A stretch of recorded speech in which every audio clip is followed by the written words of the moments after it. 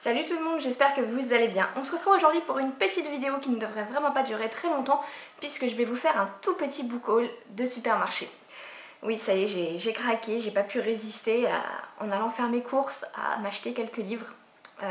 Alors là, on est mi-avril, on est le 17 quand je filme. Je suis allée 2 fois à Auchan, réellement dans le magasin parce que j'avais pas mis les pieds dans un supermarché depuis fin février. Et là voilà, j'avais envie de m'acheter des livres, j'avais envie de m'acheter, de voir s'il y avait quelques plantes et j'ai bien fait, j'ai trouvé une ciboulette, une menthe, un persil qui kiffe pas trop sa vie. Et j'ai trouvé aussi des petites graines, donc je vous fais un petit aparté jardinage. J'ai des petites graines de basilic pourpre qui m'a fait du basilic pourpre mais aussi du basilic normal. Et ça c'est de la nette.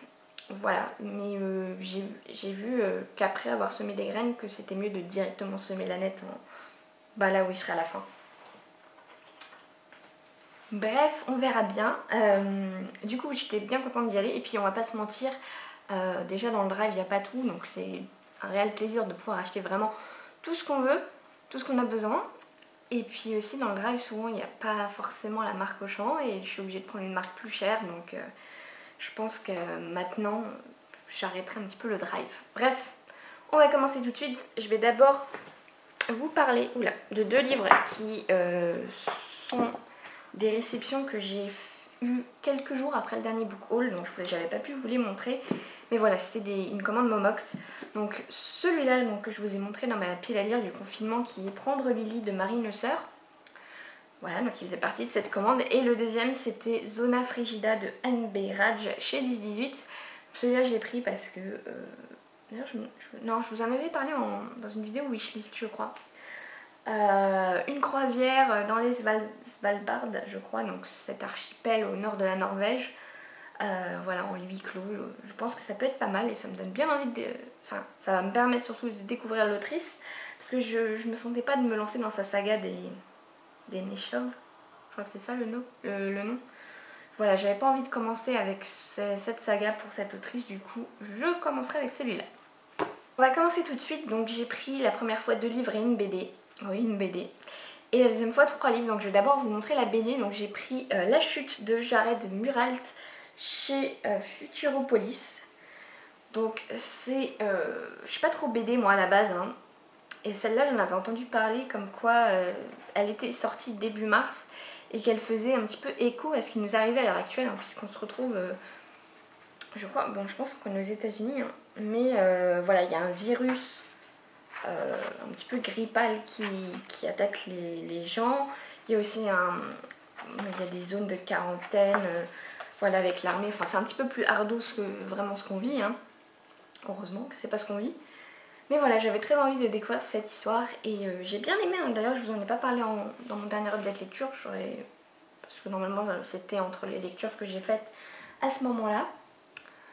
J'ai bien aimé, mais je pense que c'est pas trop pour moi les BD en fait. Parce que je pense que pour bien apprécier une BD à sa juste valeur, il faut vraiment prendre le temps de regarder les dessins, tout ça, tout ça.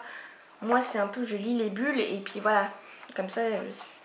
c'est fini en 10 minutes et voilà, en fait je prends pas assez le temps de me poser et de bien tout regarder. Et voilà, du coup c'est un petit peu dommage parce que bon, déjà 15 € qui se lit en 10 minutes ça fait un peu mal. Et puis j'apprécie pas, on va dire, l'œuvre à sa juste valeur. Donc voilà, je sais pas si j'achèterai la suite peut-être. C'était quand même un bon moment de lecture mais c'est trop rapide pour moi.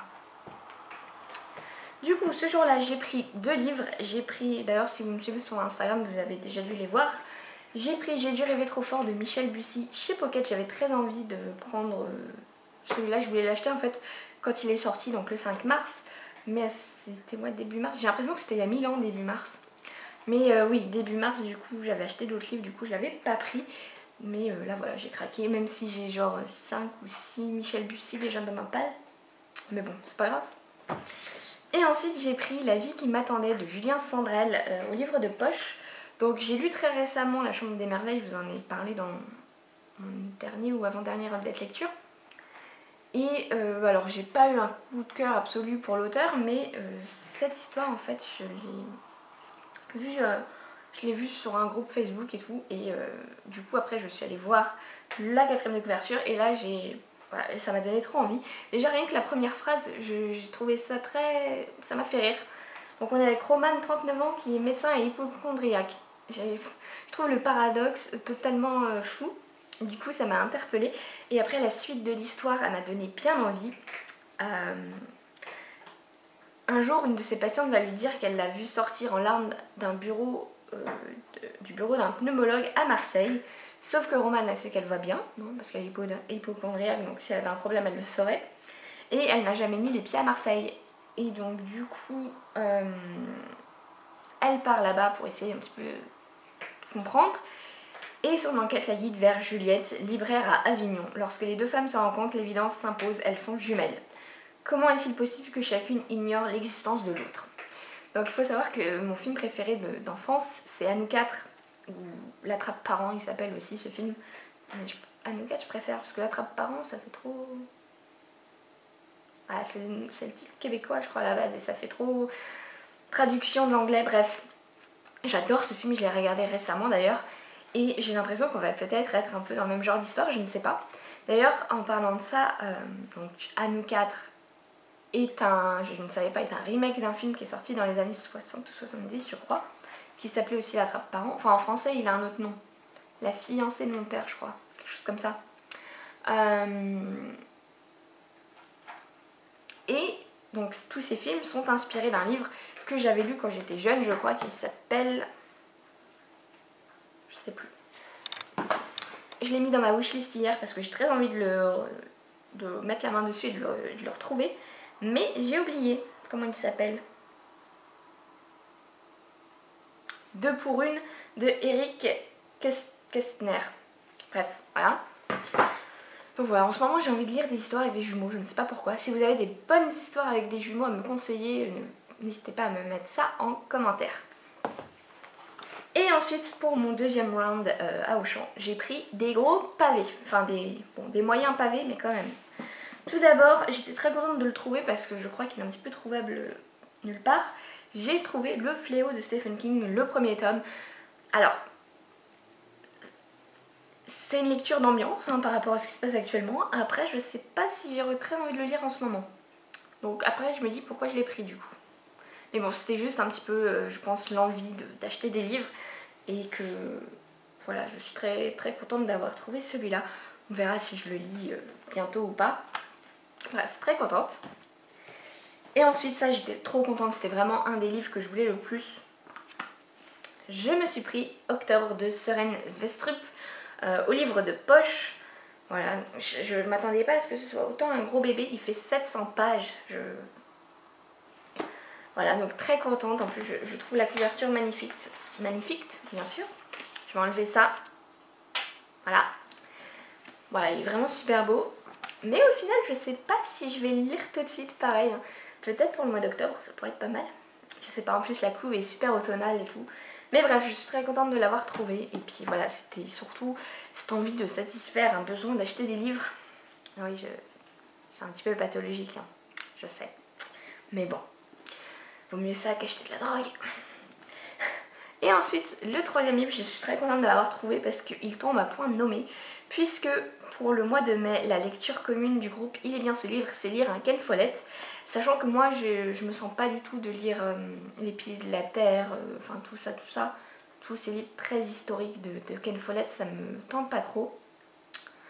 Surtout, et puis je les ai pas dans ma palle, hein, donc... Mais j'avais très envie de lire Le Troisième Jumeau, donc qui est un thriller scientifique, je crois. J'en avais entendu parler sur la chaîne des livres d'Ali. Et il me faisait pas mal envie. En plus, une histoire de jumeaux. J'avais même pas fait le lien, mais c'est parfait, voilà, dans mon envie de jumeaux à l'heure actuelle. Si un jour j'ai des jumeaux, je pense que je regretterais d'avoir autant voulu lire des trucs de jumeaux. Le pire, c'est que dans la famille de mon chéri, il y a des jumeaux. Bref, je vais vous laisser et on se retrouve du coup sûrement la semaine prochaine. Ah, attendez, la semaine prochaine ?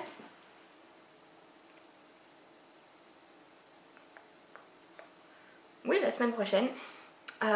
Et d'ici 2 semaines, je vais peut-être vous faire la vidéo des sorties du mois de mai. ça va dépendre un petit peu de ce qui va se passer dans les semaines à venir. Si... Pour l'instant, il y a des livres qui sont prévus pour le mois de mai. Mais on ne sait pas, ça se trouve, enfin, si c'est encore prolongé tout ça, je sais pas trop, je verrai. Je vais essayer de vous faire cette vidéo parce que j'ai envie.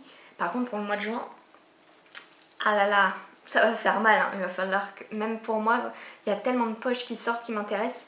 Et surtout, il y a The Poche qui sort. The Poche. Je vous dis pas quoi, peut-être que si vous suivez un peu mes vidéos, vous saurez quelle poche va sortir. Je ne sais plus ce que je voulais dire. Bref, je vais vous laisser et du coup on se retrouve samedi prochain pour une nouvelle vidéo.